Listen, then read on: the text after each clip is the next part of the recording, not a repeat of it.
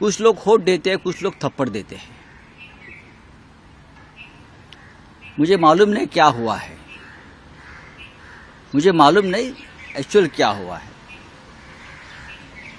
मैं देखूंगा और बात करूंगा। तो किसानों के जो आंदोलन था उसको लेके कहा था कि 100-100 रुपए में किसान वहाँ बैठे हैं, तो कांस्टेबल ने कहा वहाँ मेरी माँ भी गई थी, जाके बैठी थी, और आपने इस तरह से स्टेटमेंट। अगर वो कांस्टेबल ने कहा है कि उनकी माँ बैठी थी तो ये सच है, और माँ किसान आंदोलन में अगर उसमें शामिल थी और उस माँ के बारे में कोई गलत कहता है तो डेफिनेटली लोगों को एक मन में चिढ़ आती है, संताप आता है, क्रोध आता है।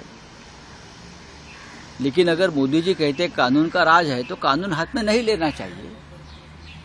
लेकिन एक कांस्टेबल ने कानून लिया है अपनी माँ के लिए।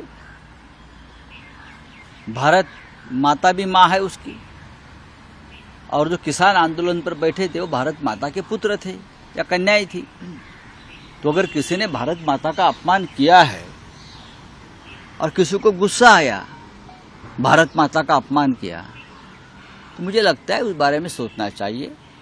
मुझे कंगना के बारे में हमदर्दी है, वो अभी सांसद है, सांसद के ऊपर इस प्रकार से हाथ नहीं उठाना चाहिए।